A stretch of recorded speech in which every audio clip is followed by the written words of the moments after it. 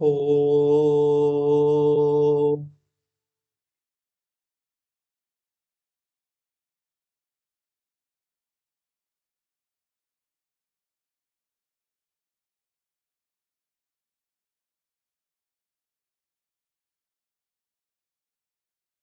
तो निशांत की व्यवस्था की बात हो गई है राजमहल की। अब विनय अधिकारी का अंतिम विषय है आत्मरक्षतिकम। स्वयं की रक्षा राजा कैसे करे, उस पे यानी जो नित्य ध्यान रखने की क्या क्या बातें हैं जो स्वयं की रक्षा की दृष्टि से, तो कुछ बिंदु बताइए हैं।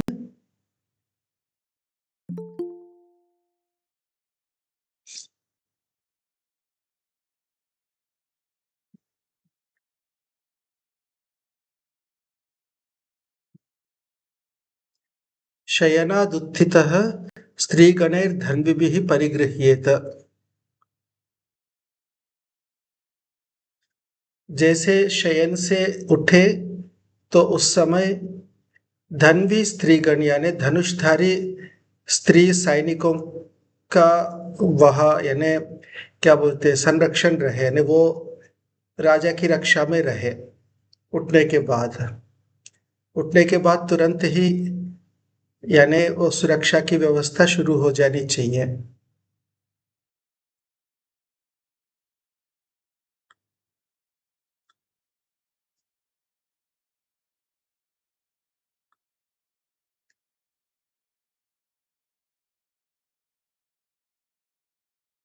द्वितीयस्यां कक्षायां कञ्चुकोष्णीषिभिर्वर्षवराभ्याम् आगारिकैः।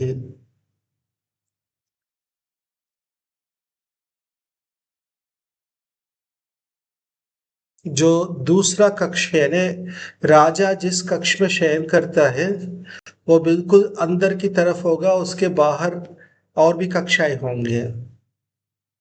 तो जो दूसरी कक्षा है यानी शयन करके उठ के जब बाहर आवे उस कक्षा में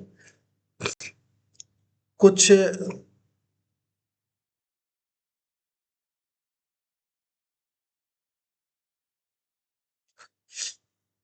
यानी कंचुक और उष्णीष, एक प्रकार से कंचुक यानी वैसे अपने शर्ट जो है उसको भी कहते हैं, या यहाँ कवच के रूप में होगा। उष्णीष यानी वैसे सिर पे जो धारण करते हैं, ये एक प्रकार से सिरास्त्रान कहते हैं, जैसे हेलमेट जैसा जो सैनिक धारण करते हैं ने पूरे अच्छे से यानी सज्ज जो सैनिक है वो दूसरे कक्षा में वो प्रहर देते रहे राजा के कक्ष के बाहर। तृतीयस्यां कुब्ज वामन किरातैः, उससे बाहर जो तीसरी कक्षा है कुब्ज वामन और किरात यानी कुछ कुब्ज और वामन जो है ये दोनों उस प्रकार के लोगों की बात है जो कि स्वयं सामर्थ्यशाली नहीं होते हैं, किंतु कोई समस्या हो तो आवाज कर सकते हैं, सजग कर सकते हैं। तो उस प्रकार के लोग वहां रहे, और किरात यानी शिकारी भी वहां रहे। चतुर्थ्यां मंत्रिभिः संबंधिभिः दव्वारिकैश्च प्रासपाणिभिः। और चौथा कक्ष यानी राजा के कक्ष के बाहर तीन कक्ष और होंगे, उनको पार करके राजा के शयन कक्ष में पहुंच सकते हैं कोई व्यक्ति।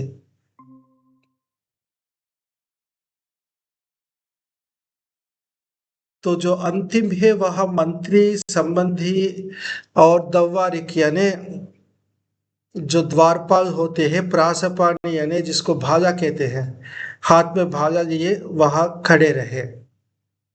मंत्री और संबंधी यदि कोई राजा से मिलने आवे सुबह सुबह तो वो वहीं खड़े रहेंगे चौथे में, तीसरे में भी प्रवेश नहीं होगा।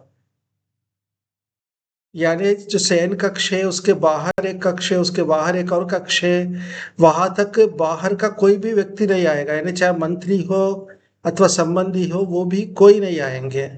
राजा स्वयं बाहर आएंगे, ये लोग कोई अंदर नहीं जाएंगे।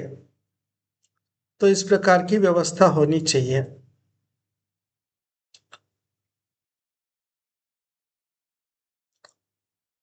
पितृपैतामहं महासंबंधानुबंधम शिक्षितम अनुरक्तम कृतकर्माणम जनमान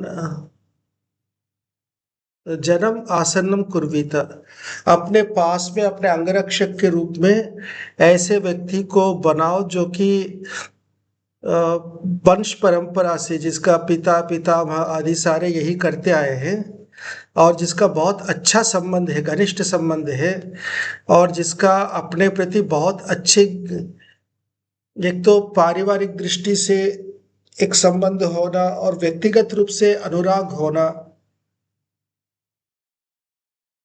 व्यक्तिगत रूप से वो एक अच्छा बंधन सा होना, और फिर शिक्षित यानी ऐसा अनपढ़ मूर्ख ना हो, बुद्धिमान और विद्वान हो, ऐसे व्यक्ति को अपने पास में रखे, और जिसने कृतकर्माणम, जिसने कुछ काम करके दिखाया, यानी जो अपने सुरक्षा अधिकारियों में अपनी सफलता जो दिखा चुका है, ये सारे लक्षण जिसमें है, उस प्रकार के व्यक्ति को अपने पास में रखे।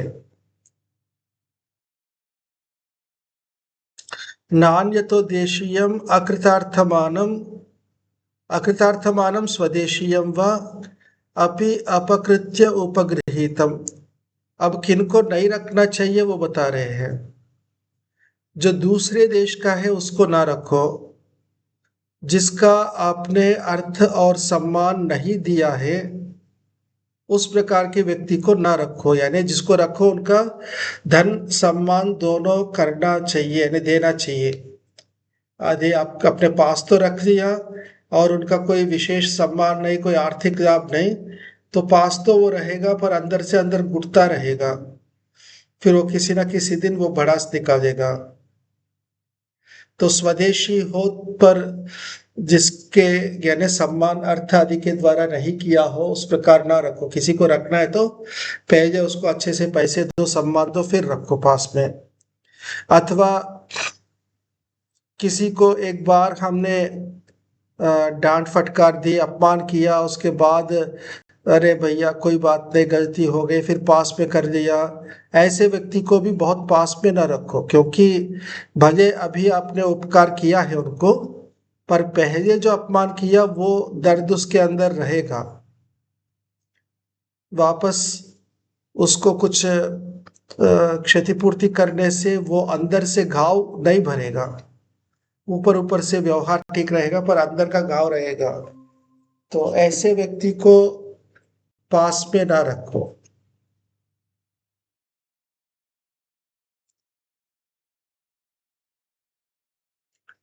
तो इस प्रकार राजा के अंगरक्षकों की व्यवस्था है।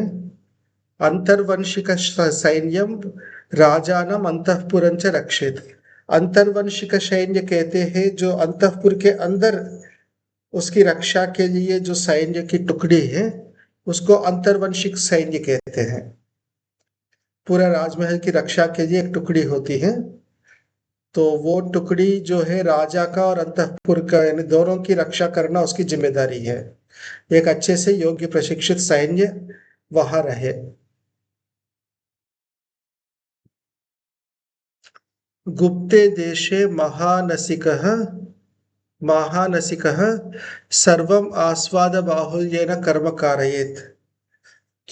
जो रसोईया है, जो हेड शेफ, जो मुख्य रसोईया है राजा का, वो रसोई में बहुत अच्छे से स्वादिष्ट यानी पूरे राज परिवार के लिए जितना भोजन चाहिए वो बनवावे, और वो होवे ऐसी जगह जो बिल्कुल गुप्त, यानी अनऑथराइज्ड पर्सन कोई भी अंदर नहीं आ सकता। अंदर कोई आता है तो बिल्कुल ऑथराइज्ड होना चाहिए। तो उस प्रकार की व्यवस्था करें।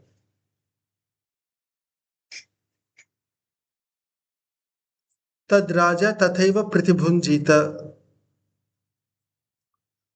जो वहां बना है उस प्रकार की सुरक्षित जगह पर जो भोजन बना है उसी को राजा उसी प्रकार खा ले, उसमें कोई फेरबदल ना होने दे, यानी वहां बन के राजा तक आवे, इस बीच में कोई फेरबदल ना हो, वो व्यवस्था होवे। और वो भी पहले अग्नि में कुछ डाल के देखे कि कोई रंग विशेष विष संबंधी कोई रंग तो नहीं आ रहा, और कुछ पक्षियों को खिलावे, वो प्रभाव देखे, उसके बाद खावे, यानी पूरी सुरक्षा अपनी रखनी होगी। विषादी को लेकर विष पात्र भी होता है जिसमें एक औषधि होती है, जिसमें अन्न डाला जाता है, विष होने पर उसका रंग बदल जाता है, ऐसा कुछ अलग अलग प्रकार की व्यवस्थाएं होती है विष परीक्षण के लिए। तो वो करके राजा भोजन करे।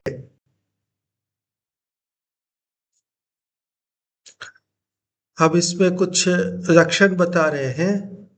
अग्नेर ज्वाला धूम नीरत शब्द स्फोटनम च विषयुक्तस्य। अपने समय के अनुभवों के अनुसार ये संकलन है। यदि अग्नि की ज्वाला जो है वो नीला रंग हो जाए धूम्र का, तो समझना चाहिए कि विष है उसमें। और यदि शब्द स्फोटन यानी कुछ विस्फोट जैसा हो, डालने पर चिड़चिड़ापन विस्फोट ऐसा हो, तो विष है। अब ये आज के दिन में ये इस प्रकार पूरा पूरा उपयुक्त हो आवश्यक नहीं है। विषयों की यानी प्रकार बदल रहा है। आज के दिन में जो उपयुक्त परीक्षा है वो करना चाहिए। तो मूल बात यह है कि परीक्षण करना चाहिए, पर अपने समय में जो व्यवस्था थी वो बता रहे हैं, अपने जो अनुभव हैं। वयसाम विपत्तिश्च, पक्षियों की विपत्ति यानी पक्षी वो भोजन खा के बेहोश हो गए, मर गए, कुछ और कुछ उस पर परिवर्तन आ गया, तो समझना चाहिए कि वो अन्न उचित नहीं है। अन्नस्योष्मा मयूर ग्रीवाभः, यानी अन्न का जो उष्मा है, उष्मा का मतलब जो गरम गरम भोजन जो आता है तो ऊपर से भाप उठता है, उसकी जो सुगंध है, वो जो भी कुछ है ना अंदर से थोड़ा सा उठता है, वो जो उठता है उसमें से यदि मयूर ग्रीवाभ यानी मोर के कंठ के रंग वाला यदि उसमें से धुआं निकलता हो, अथवा शैत्यम आशु, जल्दी ठंडा होता हो, जितनी देर में ठंडा होना चाहिए उसकी अपेक्षा ज्यादा जल्दी ठंडा होता है, अथवा क्लिष्टस्यैव वैवर्ण्यम,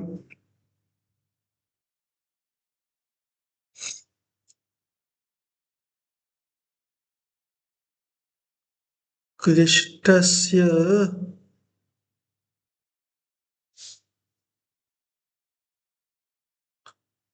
यानी उसको यदि थोड़ा सा मसल ले तो रंग बदलता हो, इसका मतलब ऊपर से कुछ रंग कोटिंग है, जैसे हाथ से कुछ थोड़ा सा उसको मसला तो रंग बदलता हो। सोदकत्वम, अथवा ज्यादा गीला हो, जैसा होना चाहिए उसकी अपेक्षा उसमें गीलापन जल की मात्रा ज्यादा हो, अथवा भीगा ना हो ठीक से। यानी जो भी वस्तु कुछ बना है, जैसे कोई सब्जी बनी है, वो जितना अपने पास लेने के बाद थोड़ी धीरे धीरे ठंडा होगा, उसकी अपेक्षा जल्दी ठंडा हो रहा है, अथवा उसको हाथ में थोड़ा सा यूं मसल दिया तो रंग बदल रहा है, अथवा उसमें सब्जी अलग पानी अलग मिला जुला नहीं है ठीक से, अथवा सब्जी कच्चा रह गया है, अथवा पानी के साथ उसका जुड़ाव नहीं है, जैसे तरी बनती है वो नहीं है। तो जिस प्रकार होना चाहिए उससे डिविएशन कुछ भी हो, ये सारे विष के लक्षण हैं। व्यंजनानाम आशुशुष्कत्वम च क्वाथः,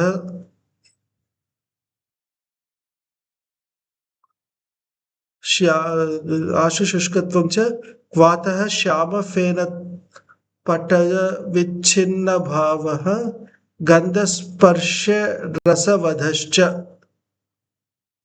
जो व्यंजन है वो बहुत जल्दी सूख जाते हैं, अथवा जो क्वाथ है, जो काढ़ा कुछ बना हो उसमें से काला काला वो झाग हो,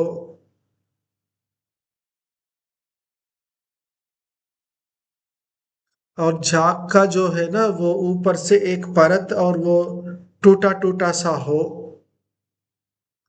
और गंध और स्पर्श और रस, तीन चीज। एक तो उसका सुगंध, स्पर्श करने पर जो जिस प्रकार मृदु कठोर जो होना है, अथवा मुंह में रखने पर जो उसका रस है ना, स्वाद है, इन तीनों का वध है। तीनों नष्ट हो चुके हैं ना, जैसा होना चाहिए वैसा नहीं है, कुछ और है। ये भी सब विष के लक्षण है।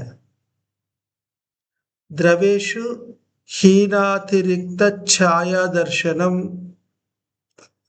या जो द्रव पदार्थ है उसमें से जो छाया दिखनी चाहिए वो कम हो या ज्यादा हो।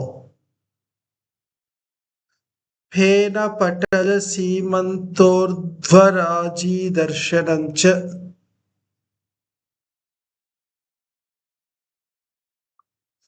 उसके ऊपर जो फेन यानी झाग और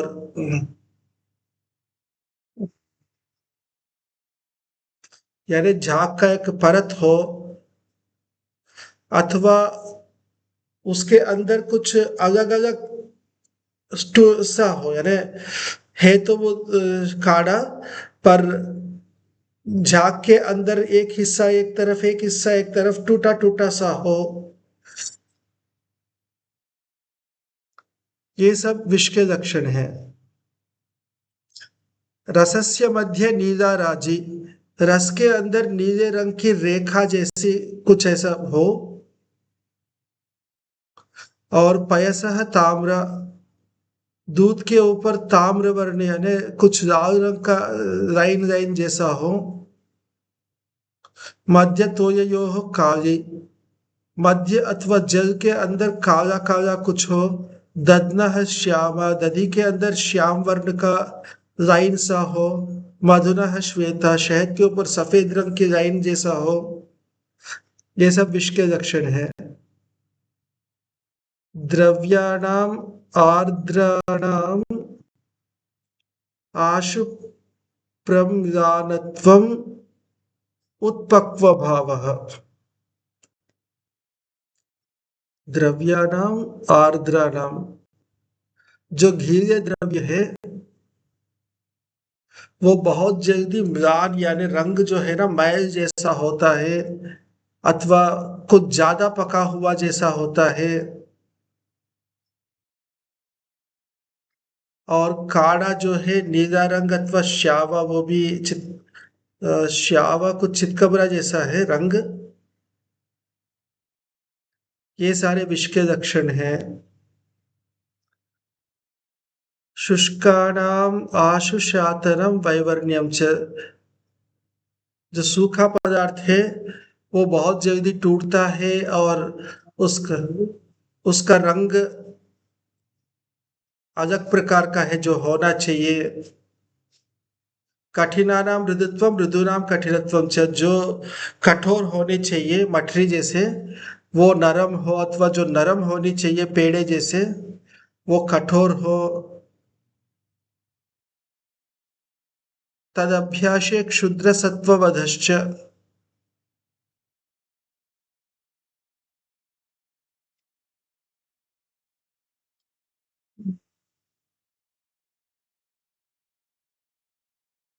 और उसके निकट यदि छोटे छोटे कीड़े मर जाते हो। इति विषय युक्त लिंगानी, ये सब विष के लक्षण है। ये सारे अपने समय में जो प्रसिद्ध विष होंगे जिनका प्रयोग ज्यादातर होता है, और उनके लक्षण बताया है कि इनका ऐसे ऐसे हो। ये समय और प्रयोगों के अनुसार बदलते रहते हैं, तो व्यक्ति को सजग रहना चाहिए। यानी ये सारा ज्ञान रखना चाहिए अपने समय में, क्या क्या ऐसे शत्रु जो है भोजन में मिला सकते हैं और उसका परीक्षण कैसे कैसे हो। एक दिशा दर्शन मात्र के रूप में इसको हम ले सकते हैं। तो ये सब ध्यान रखना होता है, क्योंकि विष प्रयोग जो है एक बहुत बड़ा यानी शत्रु के द्वारा किया जाने वाला एक प्रयोग होता है, क्योंकि अपेक्षाकृत बहुत सरल है। शस्त्राघात यानी युद्ध चाहिए या कोई व्यक्ति चाहिए जो मौका देख के घात लगावे, वो सारा कठिन है। भोजन में विष मिलाना बहुत सरल है उन सबकी अपेक्षा। जिससे इसमें सबसे ज्यादा ध्यान देने की बात कही है।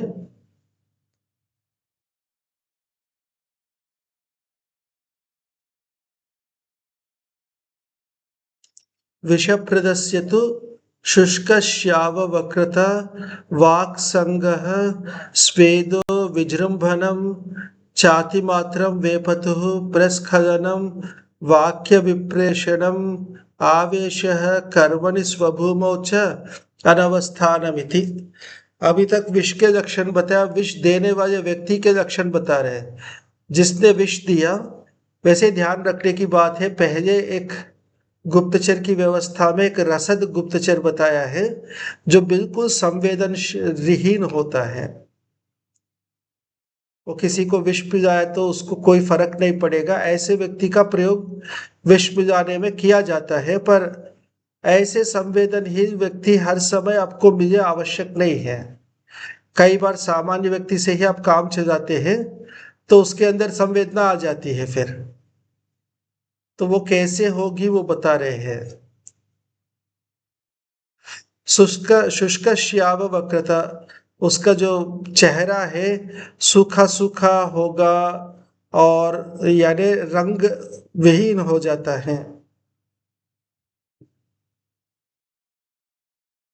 वाक संगह यानी वाणी जो है कुछ का कुछ बोलना।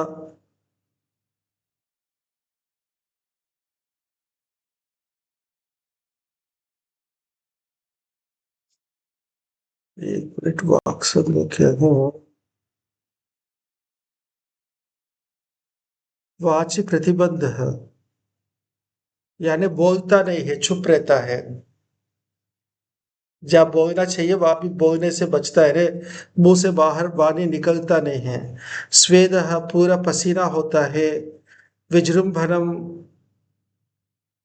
विजृंभण वैसे क्या बोलते हैं उसको, उभासी देना इसको कहते नहीं, विजृंभणम नहीं, विजृंभणम है ना।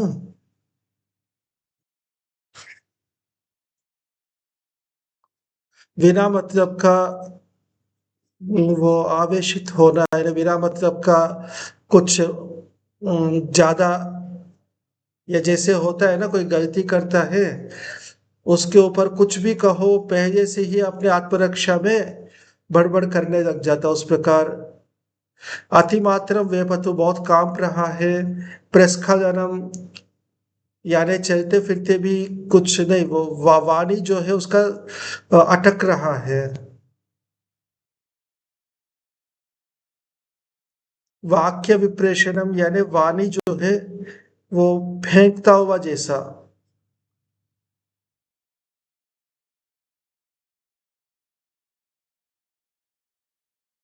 यानी कोई स्पष्ट उत्तर ना देना। और आवेश, अंदर से एक आवेश आता है। सामान्य व्यक्ति तो सामान्य रूप से वो करेगा, पर जिसके अंदर गिल्टी फीलिंग है उनकी प्रतिक्रिया थोड़ा सा आवेश युक्त होगा।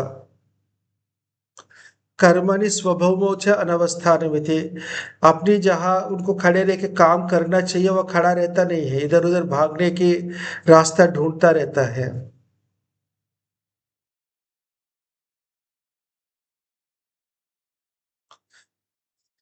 तो ये विष और विष देने वाले दोनों के लक्षण बताए हैं, इन पर राजा को ध्यान देना होता है। ये ध्यान रखने की बात है, जो ये लगता है ना राजा का मौज है पूरा, अपनी सारी सुविधाएं सब सब प्रकार की एक विलासिता, पर उस विलासिता में ये सारा छुपा हुआ है। यदि जागरूक नहीं है किसी भी क्षण तो वहां एक छिद्र माना जाता है और वहां उसका मरना निश्चित हो जाता है। क्योंकि शत्रु हर समय, शत्रु अंदर भी होता है बाहर भी होता है, वो इसी मौका को यानी देखते रहते हैं। इसी की प्रतीक्षा में रहते हैं कि कहाँ राजा अपने सजगता खो दे। तो ऐसे राजा को तो हर समय सजग रहना चाहिए। वो सजग रहते हुए फिर ये जो विलासिता है ना, उसमें वो कितना रस ले पाएगा वो भगवान जाने। तस्मादस्य जांगली विदो विषजश्च आसन्नस्युः। इससे उसके पास कुछ वैद्य लोग और जांगली विदः यानी विश्व को जानने वाले, विश्व के बारे में जानने वाले, यानी विश्वों का तोड़ जानने वाले और वैद्य लोग तैयार रहे उनके पास हर समय।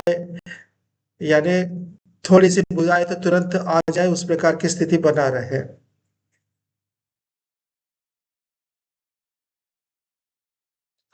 विषक भैषज्यागारात् आस्वाद विशुद्धम औषधम गृहीत्वा पाचक पेशकाभ्याम आत्मना च प्रतिस्वाद्य राज्य प्रयच्छेत। बेशक भी यदि कोई आपातकाल ऐसा आ गया कि राजा रोगी पड़ गया, औषधि देना है तो राजकीय जो भैषज आगार यानी औषधियों का, जड़ी बूटियों का जो आगार है, वहां से खुद उसको चक्के जो शुद्ध औषधि है उसको लेवे। पाचक और पेशक यानी उसको पीसने वाला, पकाने वाला, और स्वयं सारे उसको स्वयं चक्के फिर राजा को देवे। पानम पानीयम चौषधेन व्याख्यातम। पान पानीय वैसे दोनों एक ही है, थोड़ा बहुत अंतर हो सकता है। पानीय वैसे जल अर्थ कर रहे हैं, पान जो है शरबत वगैरह अथवा मद्यपान इत्यादि। वैसे मद्यपान राजा के लिए निषिद्ध है। इसमें होता क्या है, राजा का कार्य बहुत टेंशन से युक्त होता है, बहुत ज्यादा तनाव रहता है, और तनाव से मुक्ति पाना है तो उसकी दो तरीके हैं। जो शॉर्टकट है वो शराब पीना, जो कि तात्कालिक रूप से तनाव से मुक्ति होगी और दीर्घकालिक दृष्टि से बहुत ज्यादा समस्या होगी। दूसरी है साधना, योग साधना, जिससे कि मन पर एक नियंत्रण आता है, तो तनाव से मन जो है दबेगा नहीं, उससे प्रभावित नहीं रहेगा। तप और योग साधना ये राजा के लिए विधान है। पान पर आश्रित होकर तनाव दूर करने लगे तो एक गलत चक्र में फंस जाएगा।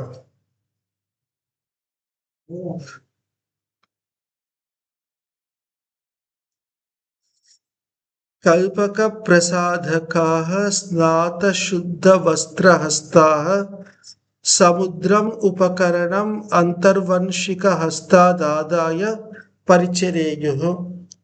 इस पे नाई है और जो क्या बोलते हैं प्रसाधक जो है ना, ये मालिश करने वाले इत्यादि, वो बहुत अच्छे से स्नान करके शुद्ध वस्त्र यानी अच्छे से शुद्ध वस्त्र और हाथ साफ यानी अच्छे से धुए हुए हाथ इत्यादि के साथ उन उपकरणों का प्रयोग करें जिस पर राज मुद्रा लगा हुआ हो, यानी परीक्षण किया गया हो। अपने उपकरणों से नहीं करेंगे। ना ही आएगा तो चाकू जो भी है ना, वो बाल काटने के लिए कैंची वगैरह, वो राजा के मुद्रा लगे हुए का ही उपयोग लेना होगा। अपना जाएगा तो उसमें कुछ भी हो सकता है गड़बड़। और वो भी जो उपकरण होगा अंतर्वार्षिक जो सैन्य है, जो व्यवस्था है उनके द्वारा दिया गया, यानी उनसे लेकर फिर सेवा करें। स्नापक संवाहकास्तरक रजक मागाकार कर्म दास्यः कुर्युः। ये स्नान कराना आदि ये सारे दासी करे। पुरुषों से डर है कि कभी ये गड़बड़, पर वो दासी से भी समस्या हो सकती है, पर अपेक्षा से वहां सरल हो सकता है। इससे वहां जो सहायक करेंगे, सहायता करेंगे, वो दासी हो ये व्यवस्था कर रहे हैं। ताभिर अधिष्ठिता व शिल्पिनः, यह दासी के साथ युक्त जो कारीगर है, यानी पुरुष भी हो सकते पर दासी भी साथ में रहे। ये हो सकता है कि दासी जो है, जो लगातार सेवा करती है, तो उनका एक समर्पण बहुत ज्यादा हो, ये संभावना है। पर अपवाद तो हर जगह देखा जाता है। आत्मचक्षुषी निवेश्य वस्त्रमाल्यम दद्युः। राजा के जो वस्त्र और माल यानी जो पुष्प आदि जो मालाएं है, वो जो देते हैं तो अच्छे से जांच के अपने आंखों से वो देवे। स्नानानुलेपन प्रघर्ष चूर्ण वास स्नानीयानि च स्ववक्षो बाहुषु च। इस अनुलेपन इत्यादि जो भी है ना, वो सारा अपने ऊपर लगा के देख के फिर राजा को देवे। ये तेन परस्वादागतकम च व्याख्यातम। इसी प्रकार राजा के लिए कोई भी बाहर से वस्तु आता है, किसी भी प्रकार के वस्तु, वो इसी प्रकार परीक्षण होना चाहिए। पहले तो अंतर्वंशिक जो सैन्य है, वहां जो द्वारपाल के पास एक विशेष अधिकारी होगा जो उसके परीक्षण करके अंदर देता है। उसके बाद जो दास दासी जो भी राजा के होंगे, वो उनको अपने अपनी तरीके से पूरा परीक्षण करके फिर राजा तक उसको पहुंचाएंगे। तो ये व्यवस्था होनी चाहिए। यहाँ दास दासी शब्द से वो वाली दास प्रथा की बात नहीं है, सेवक को ही दास कहते हैं।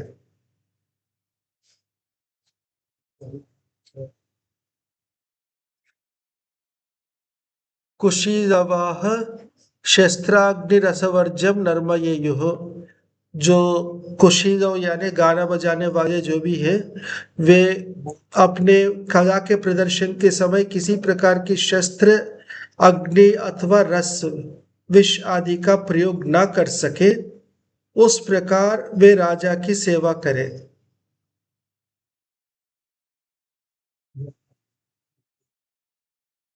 तो यहाँ अनेक प्रकार की नाच गाना संबंधी क्रीड़ाएं होती है। एक तो शास्त्रीय नृत्य की बात अलग है, अलग अलग जो परंपरागत स्थानीय नृत्य, गीत इत्यादि होते हैं जिसमें अनेक प्रकार के वस्तुओं का प्रयोग होता है। तो उनमें से ये चीज ना हो, शस्त्र, अग्नि और रस, ये तीनों चीज ना हो, ये ध्यान रखना है।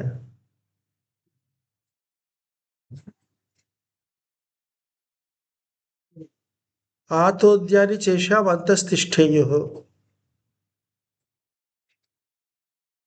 इनकी जो भी वाद्य यंत्र इत्यादि होते हैं, वो राजा के पास ही रहे ने, वो आवे, वहां के जो वाद्य यंत्र इत्यादि उनको लेवे, प्रयोग करे, वापस वह सौंप दे और चले जावे। अपना कोई चीज लेके नहीं आएंगे।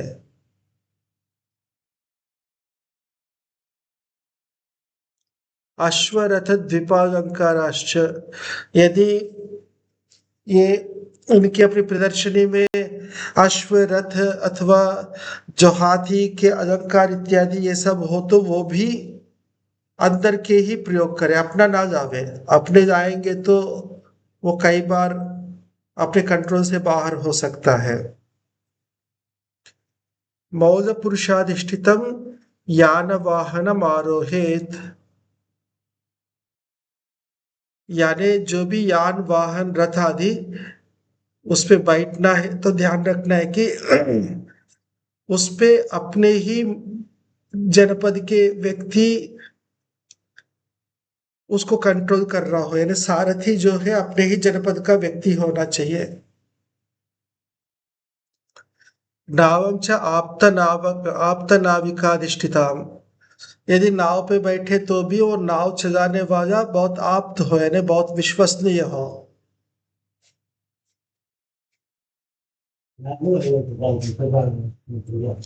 अन्य नौ प्रतिबद्धा वातवेग वशाम च नौपेयात। यानी ऐसे नाव में ना बैठो जो दूसरी नाव के साथ बंधा हुआ है। कई बार जो है दो तीन नाव एक दूसरे से बंध के जाते हैं, उस प्रकार की नाव में ना बैठे। दूसरा नाव होता है एक, उसके ऊपर पर्दा होती है और वायु से चलता है, तो उस प्रकार की नाव में ना बैठे जो अपने हाथ से क्या बोलते हैं उनको, जिससे चलाया जाता है उसी में बैठे। उदकांते सैन्यम आसीत, जब भी नाव में बैठे तो तट पे सैन्य खड़ा रहे, कोई भी आपातकाल आए तो तुरंत वो वहां से सहायता कर सके। मत्स्य ग्राह विशुद्धम अवगाहेत, यदि तालाब में कहीं उतरे तो ध्यान रखे कि उसमें ना कोई मछली हो ना मगरमच्छ हो। व्याघ्राः परिशुद्धम उद्यानम गच्छेत, किसी उद्यान में जाना है तो वहां भी ध्यान रखना है कि अंदर कोई मगरमच्छी ना हो या शेर वगैरह कोई ऐसे क्रूर प्राणियां ना हो। युद्धकैः श्वगणिभिः अपास्तः तेन अपास्तस्तेन श्वगनिभिः अपास्तस्थेन व्याज पराबाध भयम चललक्ष परिचयार्थम मृगारण्यम गच्छेत। अपने चललक्ष्य परिचय यानी लक्ष्य भेदन की जो बात होती है, तीर का अभ्यास जो करते हैं, सामान्य रूप से एक स्थिर टारगेट पे अभ्यास तो करते ही है। अब अभ्यास जो है ना चलते हुए चीजों पर करने का है, तो उसके लिए शिकार की व्यवस्था होती है। शिकार को लेकर उसमें कई प्रश्न हैं, पर जिस प्रकार यहाँ बताया वो तो उचित नहीं लगता है। शिकार जो है सामान्य रूप से राजा तब करता है जब जंगली जानवर अथवा नीलगाय इत्यादि किसानों को बहुत ज्यादा नुकसान पहुंचाने लगे, तब उनको कंट्रोल करने के लिए शिकार करते हैं। और वो उचित है, अपनी रक्षा तो करना होता है, अपनी और प्रजा की रक्षा करना आवश्यक होता है, वो शत्रुओं से भी और जानवरों से भी। तो वो शिकार तो उचित है, किंतु अपने तीरंदाजी की अभ्यास के लिए शिकार करना ये उचित नहीं लगता। अब लिखा है तो लिखा है, पर दर्शन की दृष्टि से ये हिंसा के अंतर्गत आएगा। जो दर्शन से विपरीत है वो चीजें नहीं करनी चाहिए। तो ये कह रहे कि पहले शिकारी और कुत्ते वाले, कुत्ते पालने वाले कुछ लोग हैं, उनके द्वारा अंदर जो है किसी प्रकार जहाँ जंगल में ये शिकार करने, अपने तीरंदाजी के अभ्यास करने जा रहे हैं, तो पहले अंदर कोई चोर आदि ना हो और कोई ज्यादा बड़ा जानवर ना हो, तो उस प्रकार कोई वहां राजा को समस्या कर सके ये ना हो, इस प्रकार पूरा सा साफ सफाई करा के उसके बाद ही राजा वहां जावे। आप्त शस्त्र ग्राहाधिष्ठितः सिद्ध तापसम पश्येत, किसी सिद्ध तापस को देखने जावे तो अपने विश्वस्त अंगरक्षकों के साथ, जो शस्त्र धारण किए हुए अंगरक्षक के साथ ही जावे। मंत्री परिषदा सामंत दूतम, सामंत दूत के साथ जब मिलना हो, अकेला ना मिले, मंत्री परिषद के साथ ही मिले, क्योंकि वो व्यक्तिगत होता नहीं, राज्य संबंधी बातें होती है, तो मंत्री परिषद के साथ ही मिले।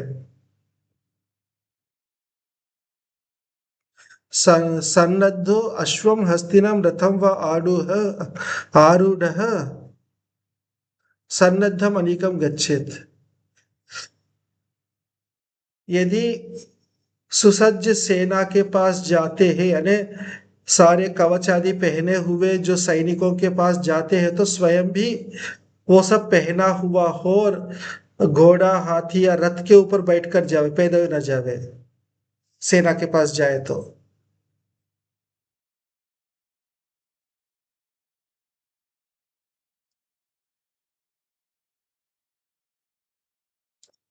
निर्याने अभियाने च, बाहर जाना है अथवा अंदर आना है तो राजमार्गम उभयतः कृतारक्षम दंडिभिः अपास्त शस्त्र हस्त प्रव्रजित व्यंगम गच्छेत, जब भी राजा अंदर आता है, बाहर जाता है, तो रास्ता साफ हो, रास्ते के दोनों तरफ आरक्ष यानी सैनिक जो है खड़ा रहे, डंडे लेके, लाठी वगैरह लेके, और वहां कोई हथियार वाला पास में ना आवे, और याचक जो होते हैं साधु के रूप में, ऐसा कोई आवे नहीं।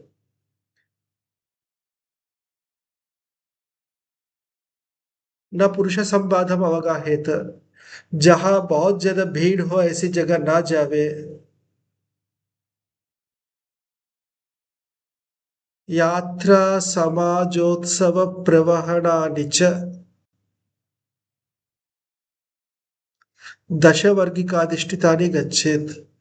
किसी यात्रा में जाते हैं, सामाजिक जो उत्सव आदि होते हैं सामाजिक तौर पे, अथवा कहीं बाहर पिकनिक के लिए जाते हैं, तो कम से कम 10 सैनिक साथ में रहे।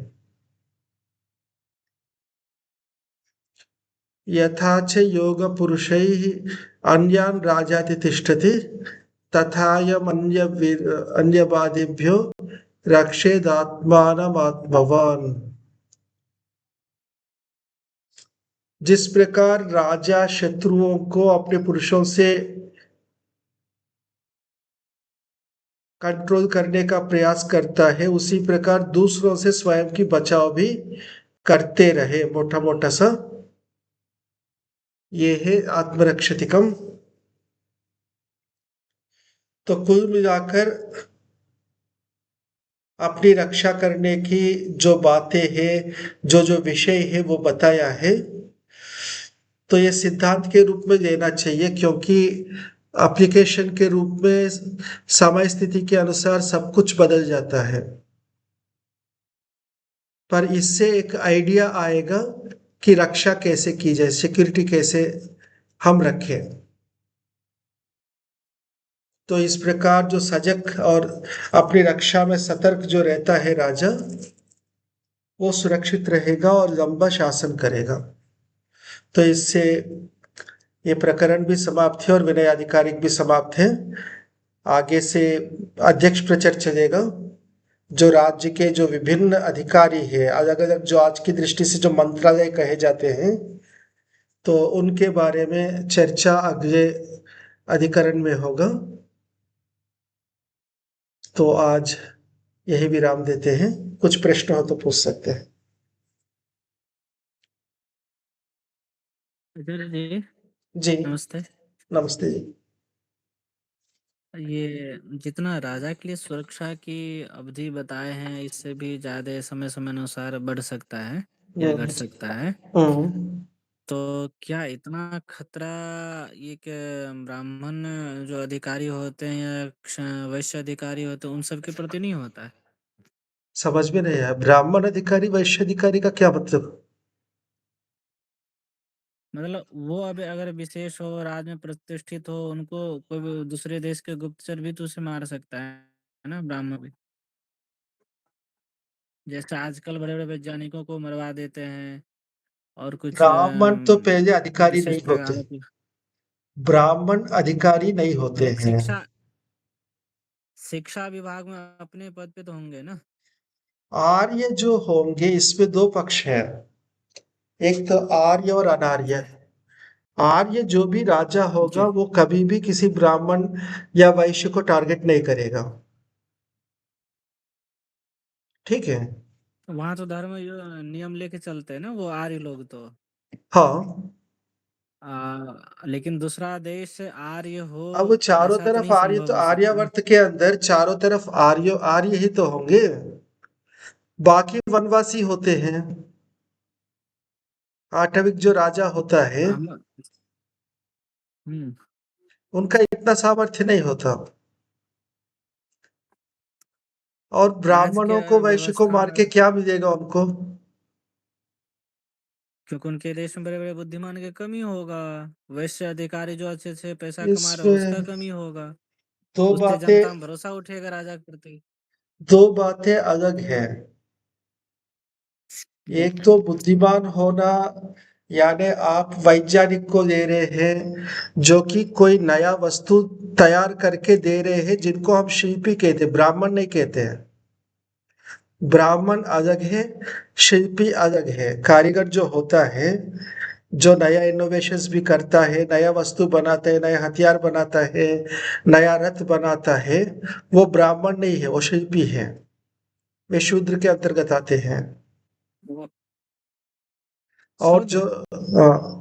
और वे राजा, जो ऐसे मुख्य जो होंगे, उनकी रक्षा तो करेगा ही। जो महत्वपूर्ण ऐसे शिल्पी होते हैं, जो राज्य के शस्त्र आदि के दृष्टि से आवश्यक है, तो उनकी रक्षा तो करेंगे,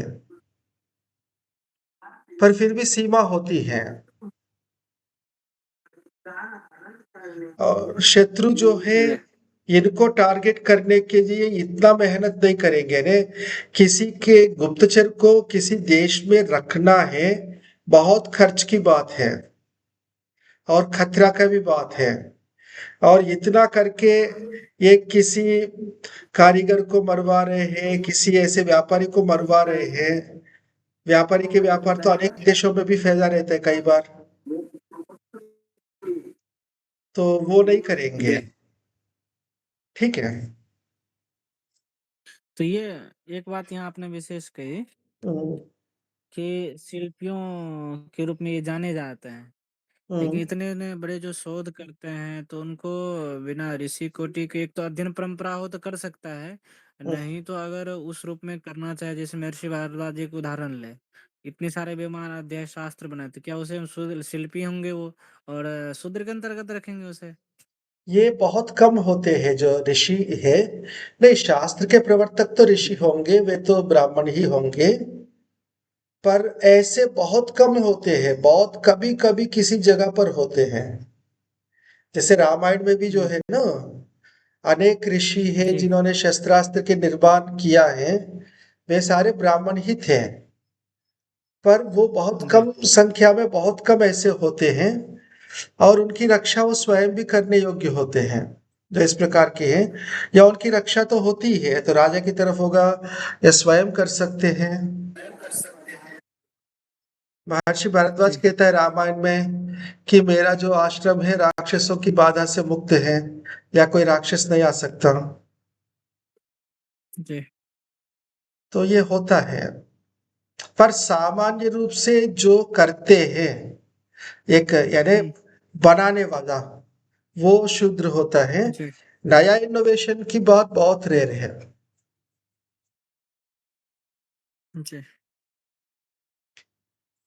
अ, ये बात स्पष्ट हुई। हम्म, मतलब अपवाद रूप में ऋषि हो सकते वहां पर, है ना? हाँ हाँ। शिल्पी भी। हम्म, अ, और दूसरी बात ये जानना है कि जो वैद्य होते हैं, ये सब तो बड़े बड़े बुद्धिमान होते हैं ना? हाँ। और ये जो भी शिल्पी होंगे, जो शिल्पी होंगे, हम्म, तो इसको शूद्र के अंतर्गत रखने का क्या, उसके तो एक भी लक्षण उसमें घटता नहीं है, जो तो शूद्र का लक्षण दिया है इसमें पीछे। लक्षण जो है ना, प्रारंभ में जी चारों वर्णों के लक्षण बताए हैं। अध्यापनम, हाँ जी अध्ययनम, यजनम, याजनम तथा दानम प्रतिग्रहश्चैव ब्राह्मणानाम। ये जो 6 लक्षण है ना, अध्ययन, अध्यापन, जी यज्ञ करना, कराना, दान देना, लेना, इसके अंदर चिकित्सा नहीं जी है, इसके अंदर शिल्प नहीं है। ये 6 ही कर्म ब्राह्मण के हैं। या बुद्धि मुख्य नहीं है, संस्कार मुख्य है। तप, जी संस्कार, ये सारी चीज होते हैं ब्राह्मण के लक्षण। जी। मतलब इसमें सब कुछ अगर उपासना आदि वो करता हुआ कर रहा है, लेकिन वो कुछ निर्माण भी कर रहा है, एक तो वो शूद्र माना जाएगा। वो कर्म ब्राह्मण कर्म तो नहीं है ना वो। ब्राह्मण कर्म जो 6 ही है, 7वां नहीं है कोई। ठीक है हम्म। तो उसमें घटा बढ़ा नहीं सकते? ना। क्यों? आपत्ति क्या है कि इसको ये ब्राह्मण शिल्प के अंतर्गत नहीं रखा करो, जाए? आपत्ति कुछ नहीं है, फिर वो वैदिक नहीं होगा, सनातन धर्म नहीं होगा, आपका अपना होगा। आप अपनी, आजकल तो क्योंकि हर व्यक्ति अपनी परंपरा चला रखे हैं, आप अपना एक चलाना, कोई मना थोड़ी कर रहे कोई। जैसे ऋषियों ने चलाया ऐसा? ऋषियों ने नहीं चलाया, किसी भी ऋषि ने अपनी परंपरा नहीं चलाई। अध्ययन अध्यापन की परंपरा चलाई होगी, किसी नए सिद्धांत की चर्चा नहीं की, सभी ने अथ अनुशासनम शब्द का ही प्रयोग किया, जो पहले से आ रहा है उसी को बता रहे हैं, नया कुछ नहीं। जैसे हाँ, मनुस्मृति में कुछ अलग भेद मिलता है ना ब्राह्मण का, क्या?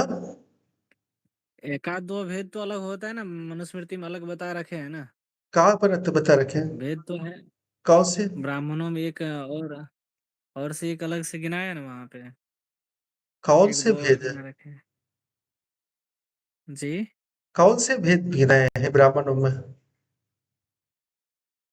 ये महर्षि मनुक श्लोक में यहाँ जो बता रखे अर्थशास्त्र की अपेक्षा उसमें एक एक दो ज्यादा है बता रखे है ना, वो सत्य और प्रकाश में भी दे रखे हैं। कौन से?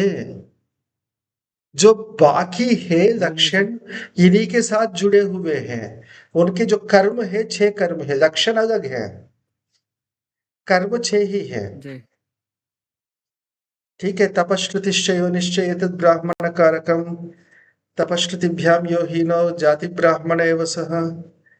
इसके अतिरिक्त स्वाध्यायश्च जपैर्होमैः त्रैविद्यैर्यज्ञैः महायज्ञैश्च यज्ञैश्च ब्राह्मीय क्रियते तनु, ये सारी जो चीजें हैं ना, वो और जी लक्षणों को लेकर है, और वहां भी यही चीजें हैं, इन्हीं को अलग शब्दों से कहा।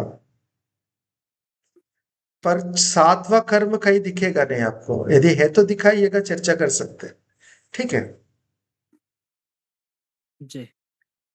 इसी में एक छोटा सा प्रश्न, जैसे ब्राह्मण में 6 अंतर्गत कर्म गिनाया है, याग आदि जो कर्म है, अभी अचानक जो है वो भी ब्राह्मण की बात क्यों आई है?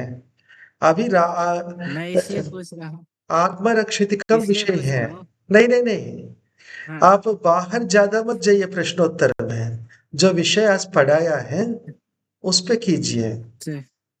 ठीक है।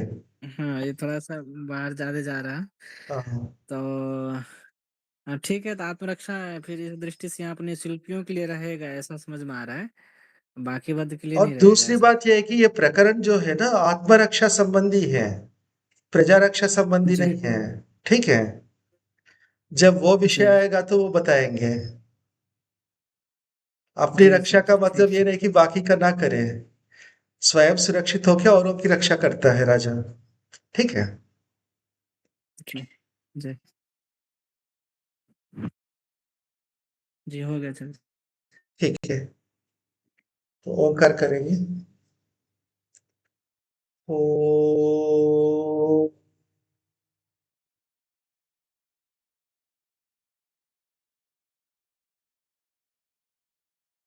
नमस्ते सर जी। जी नमस्ते जी।